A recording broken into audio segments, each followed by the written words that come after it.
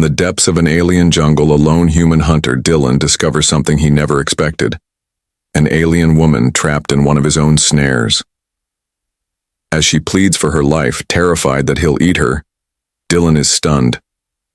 But this is no ordinary alien, and he is no savage predator. Who is she, and why has she been sent to this hostile world?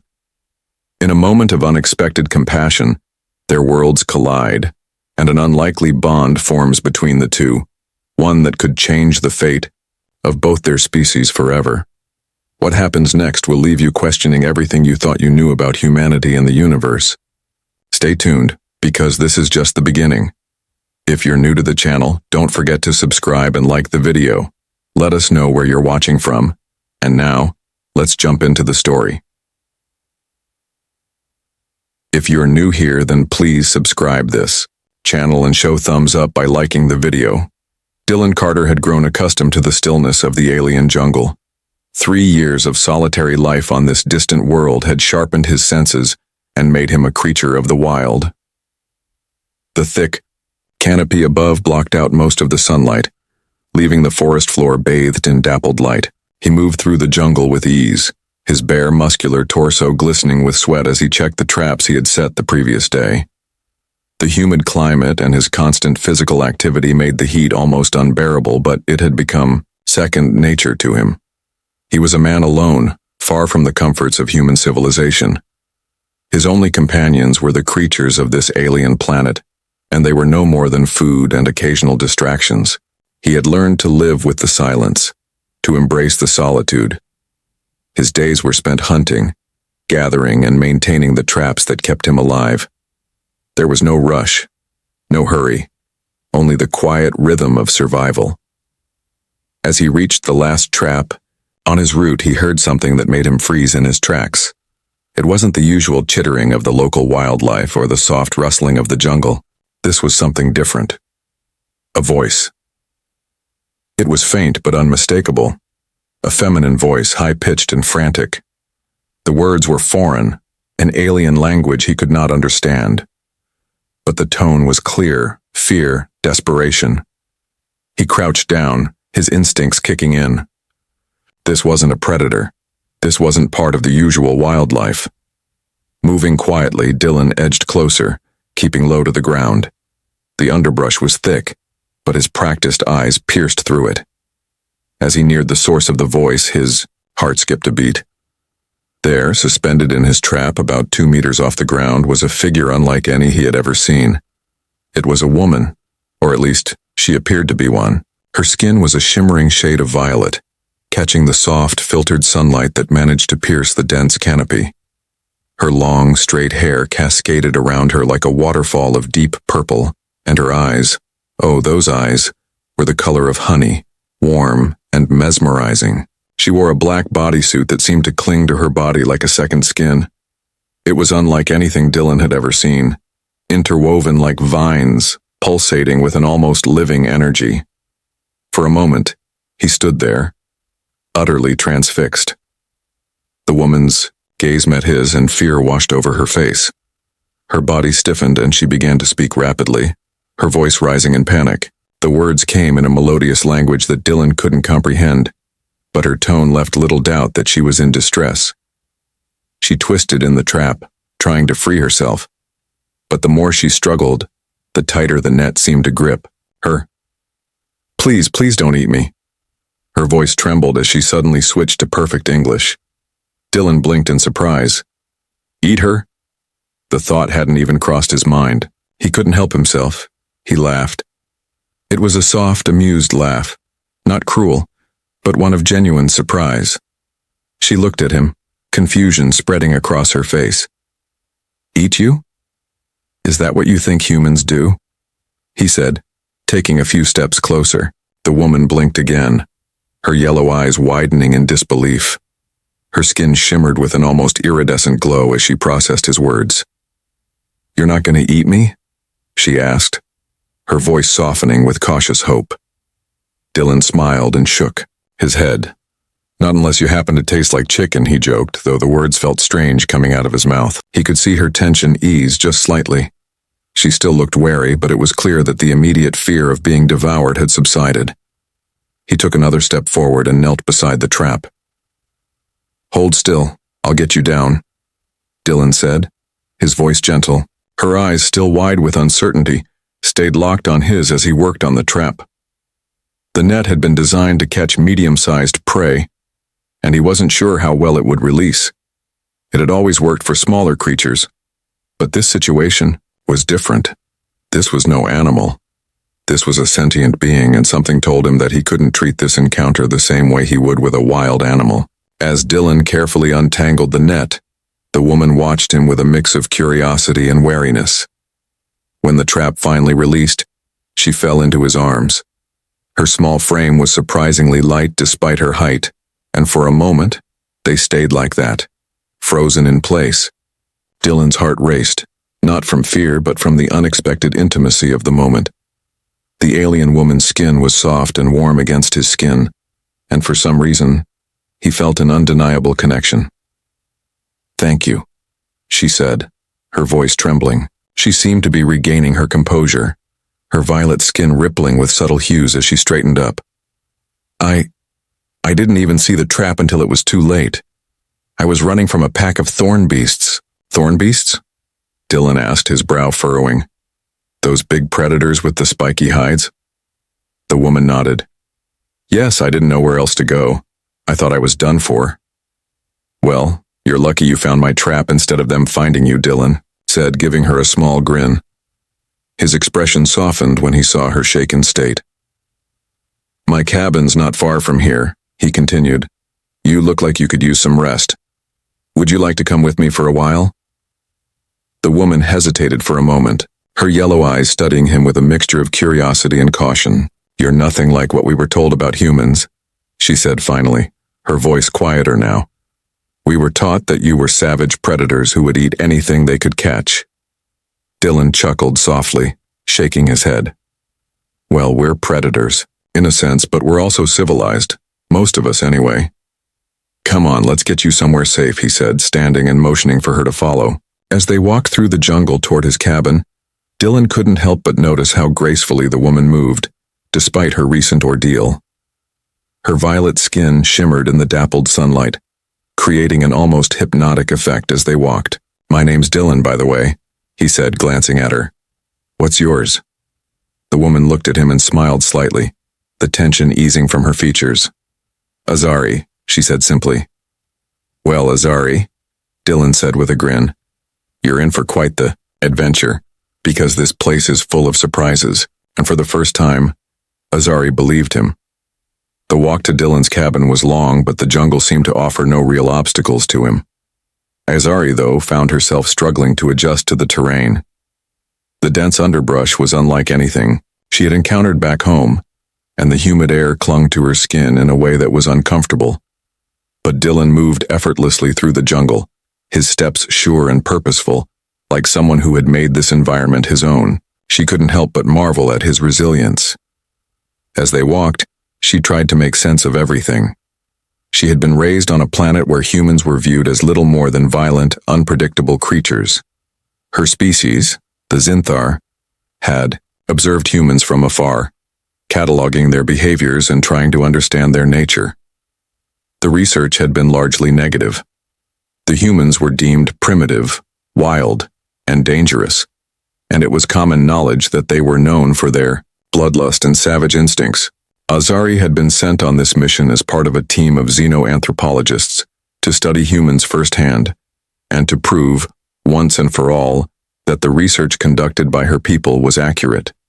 Yet here she was, walking beside one of them, and he was nothing like the image she had been taught to expect.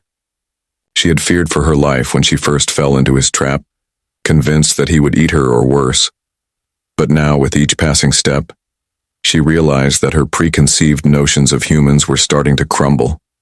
They finally reached Dylan's cabin, a modest structure that stood in stark contrast to the sterile research facilities she was accustomed to. The cabin was rough-hewn, crafted from materials that seemed to have been harvested from the very land surrounding them. Inside, it was cozy but functional, with simple furnishings that showed signs of years of use and care. The stone fireplace in the center of the room gave it a homely feel, and the large windows offered a breathtaking view of the jungle beyond. The interior was warm, and the smell of herbs and wood filled the air. Dylan motioned for her to sit down, and he moved toward a shelf lined with jars of local plants and herbs. Azari couldn't help but feel a sense of awe as she looked around. The space was so different from the cold, sterile environments of the Zinther research stations. There was something raw and real about it, something that made her feel more grounded. "I'll make you some tea," Dylan said as he gathered a few of the herbs from the shelf. "You look like you could use something calming after the day you've had." Azari nodded, though she wasn't sure if the tea would be enough to calm the storm of emotions swirling inside her. She watched him as he moved about the cabin with ease, as if this were all normal, preparing tea, making himself at home in a way that seemed so foreign to her. She had never seen a human act so domesticated, so normal. The images of humans as savage creatures who would devour anything in sight, felt distant and absurd now, but still, she couldn't shake the sense that she was in uncharted territory, and the more she observed Dylan, the more confused she became. As he handed her the steaming cup, she couldn't help but ask, "How did you end up here?" Dylan sat across from her, leaning back in his chair. A smile tugged at the corner of his lips. "Long story. I was a soldier once. Worked for the military, but I got tired of following orders. Tired of fighting for things that didn't make sense. So, I left. Just walked away and found this place. Been here ever since." He shrugged as if his story were nothing extraordinary. But to Azari it was surprising. Here was a human. Someone who had chosen to live alone on a distant world. Someone who had walked away from the very things her people had condemned humanity for. She could see the weariness in his eyes, the quiet resignation of someone who had seen too much, and it made her rethink everything she thought she knew. "I never would have guessed," Azari said softly, looking down at the cup in her hands. "We were taught that humans are driven by violence, that you're unpredictable, that you're constantly fighting, constantly hunting, constantly surviving." Dylan chuckled. "We are survivors, I'll give you that. But you're right about one thing, we're unpredictable. That's why we've lasted this long, I guess. Humans have a way of adapting. We don't always do what's expected, and sometimes that's what keeps us going." Azari's yellow eyes narrowed slightly as she studied him. "That's not what we were taught. The research we've done suggests that humans are a threat to the galaxy, to the universe. You're violent. You fight for survival at any cost." Dylan leaned forward, his tone growing serious. "You've been studying us, haven't you? And what have you learned? That we're dangerous? That we're savage?" Azari hesitated, unsure of how to respond. It was hard to deny the growing sense of doubt she felt. Her entire life she had been taught to see humans as a species to be feared. Yet here she was, sitting across from one, and he wasn't what she had been led to believe. "The thing is," Dylan said, "it's not about survival at any cost. We've been through wars, sure, but we've also built civilizations, made peace treaties, and developed technology that can help more than harm. Humans are complicated. We have our flaws, but we have a lot of strengths too. And you're starting to see that, aren't you?" Azari blinked, taken aback by his words. It wasn't just his voice, but the sincerity behind them that made her pause. He wasn't speaking as someone who had been trained to manipulate, to deceive. He was speaking as someone who had lived through pain, through hardship, and yet here he was, offering her a glimpse into a side of humanity she had never considered. "Maybe," she whispered, "maybe we've been wrong." Dylan smiled softly. "Maybe." The conversation lingered in the air, the weight of their words hanging between them. For the first time, Azari began to wonder if her species had misjudged humanity. Not because humans were flawless, but because they were far more complex than her people had imagined. As the evening wore on, the tension between them began to fade. Azari felt a strange sense of comfort in Dylan's presence despite the vast differences between their worlds, and for the first time in her life, she began to question everything she had been taught about humanity. The days that followed were filled with a strange mix of tension and curiosity. Dylan and Azari, though worlds apart in origins, had found an unexpected camaraderie. As the days stretched on, their conversations became deeper, more personal. What had begun as cautious curiosity had evolved into a tentative trust, and Dylan's cabin became a sanctuary where their worlds collided and merged in the most unexpected ways. Azari had initially come to study humans, sent as part of an elite group of Zinthar scientists and anthropologists to understand what made humanity tick. From her perspective, humans were primitive, driven by violent impulses and an insatiable thirst for survival. Her mission was clear: observe and catalog humanity's behavior from a distance. But now, here she was, standing in the heart of this jungle with a human who defied all of her preconceived notions. Dylan, for his part, was more than intrigued by Azari. At first, he had been wary. After all, she was a stranger, and an alien one at that. But there was something about her that disarmed him. She was intelligent, curious, and more open-minded than he had imagined an outsider would be. She wasn't like the alien invaders he had heard about in stories. No, Azari had an openness about her, an intellectual curiosity that reminded him of something more human than alien. Azari was still processing everything that had led her here. She had been raised with the belief that humans were vicious and unpredictable, that they were driven by their basest instincts and incapable of empathy or kindness. And yet, here she was, sitting next to Dylan, sipping tea made from local herbs, and listening to him explain his reasons for choosing this isolated existence. He spoke of being disillusioned with military life, tired of the conflict and control that came with it. She couldn't imagine ever wanting to leave her highly structured world for such a life. And yet, his choice made perfect sense. It wasn't about escape. It was about seeking something more real, something untouched by the rigid protocols of his past. As the conversation moved from casual talk to deeper discussions about their cultures, Azari found herself revealing things she had never expected to. She shared her own frustrations with the scientific hierarchy of her people. The Zinthar were advanced, intelligent, and yet they were bound by rules that stifled creativity and free thinking. Their need for control had led them to view everything through a scientific lens, analyzing and categorizing instead of living and experiencing. "You know," Azari said one evening, her eyes drifting toward the sky through the cabin's open window. "We were taught that you humans were savage, driven by your most primal urges. But now I see that there is so much more to you than that. You have this raw beauty. You feel things deeply." Dylan, who had been quietly listening, looked at her, his blue eyes steady. "We may not always show it, but we do feel things. We're not perfect, Azari. We make mistakes, we hurt each other, but we're also capable of great things, things that our history doesn't always show." Azari nodded thoughtfully, her yellow eyes reflecting the soft light from the fire in the center of the cabin.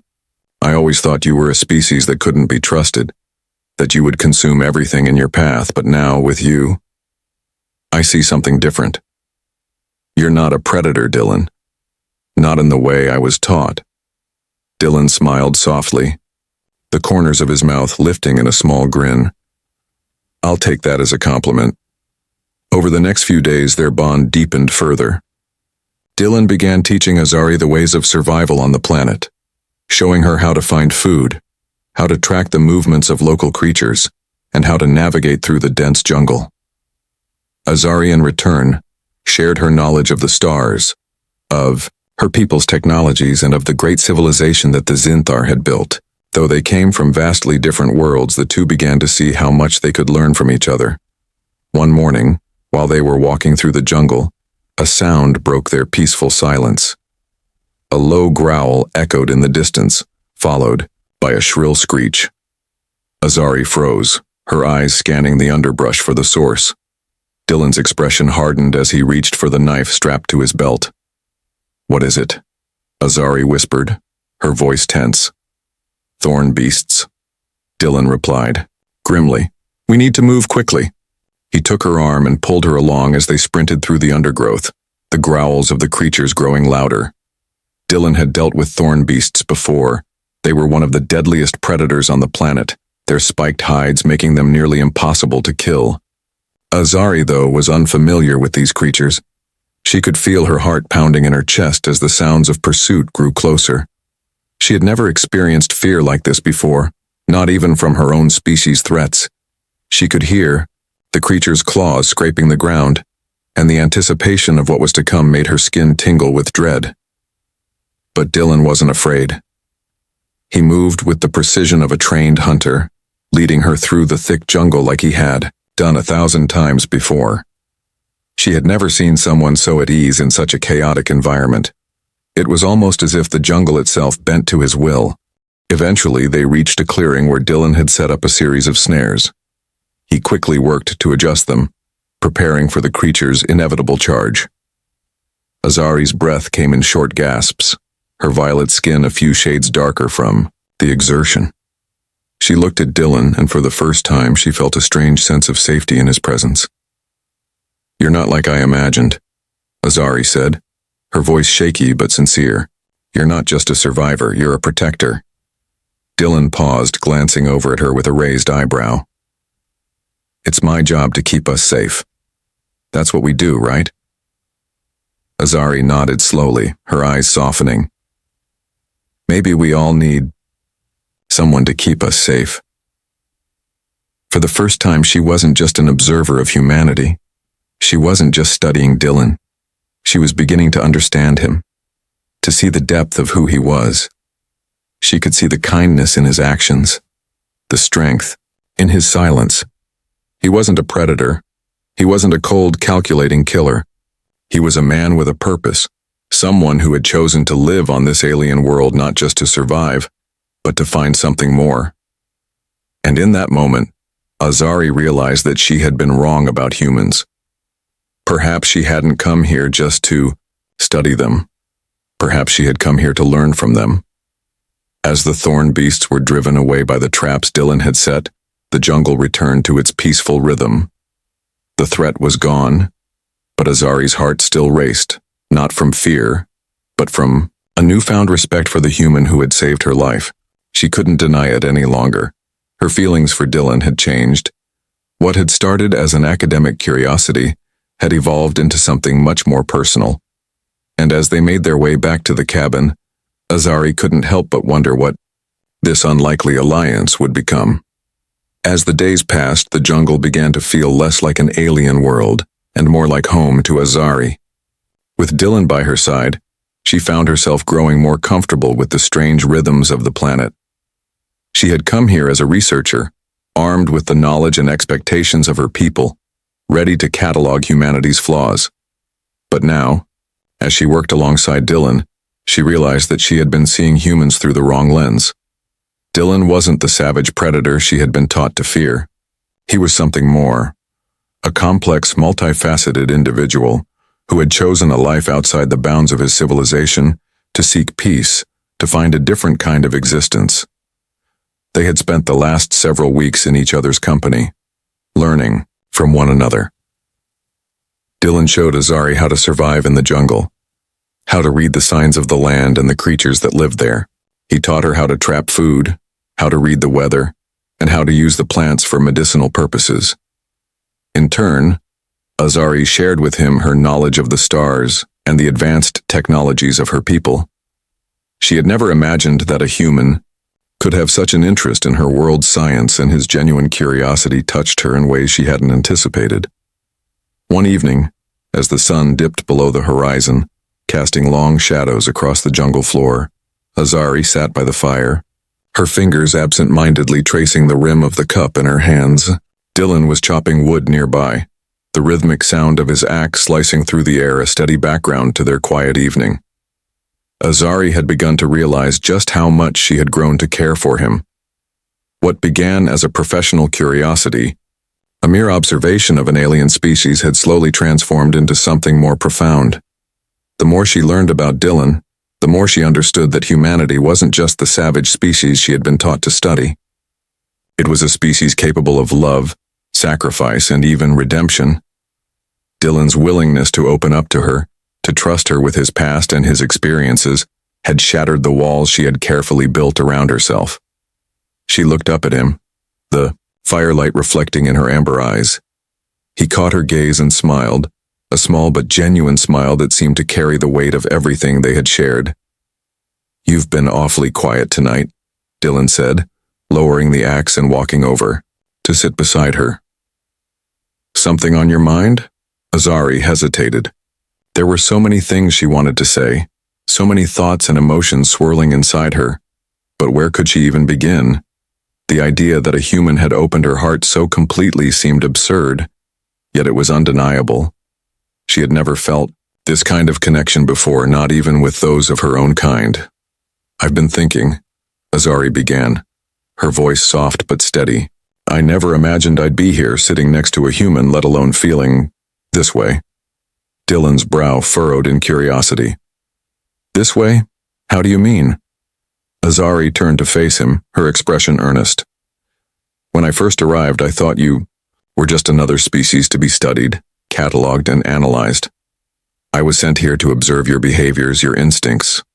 But what I've found here, it's so much more than that. You're not just a subject, Dylan. You're someone I respect, someone I trust, and..." She paused, the weight of her next words pressing on her chest. "Someone I care about." Dylan was silent for a moment, as though he was processing her words. His gaze softened, and he reached out, gently taking her hand in his. The touch was simple, but it spoke volumes. There was no need for grand declarations, no need for elaborate gestures. They both understood the depth of the moment without saying another word.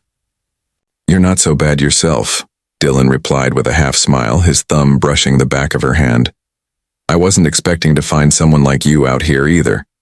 I thought I'd be alone for the rest of my life, content with my own company. But now with you..." He shook his head, a quiet laugh escaping his lips. "I don't know what to say. You've kind of turned everything upside down for me." Azari's heart fluttered at his words. It was a strange feeling. This warmth spreading through her chest, a feeling she couldn't quite explain. It wasn't just a physical attraction. It was something deeper, something emotional. It was the realization that despite all the differences between their species, they had found something that connected them in a way that transcended biology, culture, and even their respective worlds. They sat in silence for a while, letting the weight of the moment settle in.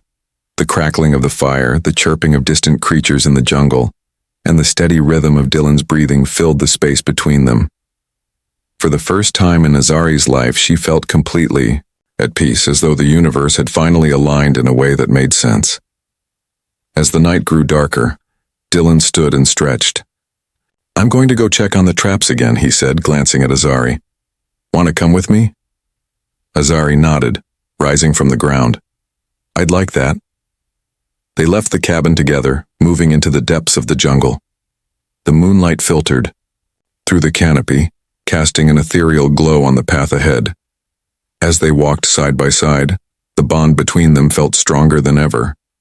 The jungle, which once seemed like a foreign and hostile world, now felt like a place of shared discovery, a place where two beings from different worlds could come together and find a way to thrive. They reached the traps, checking each one carefully. The air was thick with the scent of damp earth and the rich, untamed smells of the jungle. They worked in silence, each absorbed in the task at hand, yet their presence beside each other spoke volumes. At the final trap, Dylan paused, turning to Azari with a thoughtful expression. "You know, I never really thought about what happens next. I didn't think I'd meet someone out here, let alone care about them. But now, I'm not so sure I want to go back to being alone. Not anymore." Azari looked at him, her yellow eyes glinting in the low light. "Neither do I," she replied softly. For a moment they simply stood there, the vastness of the jungle surrounding them, the weight of the world falling away. They had both come here searching for something, perhaps for survival, perhaps for solitude. But they had found something much more unexpected, each other. and as they walked back to the cabin hand in hand, they both knew that their journey had only just begun. The future was uncertain, filled with obstacles that neither of them could predict, but they were no longer just two strangers in a vast, lonely universe. They had found something rare, a connection that transcended all boundaries, a bond that no one, not even the universe itself, could break. In that moment, Azari realized that the trap she had fallen into was not a mistake. It was destiny,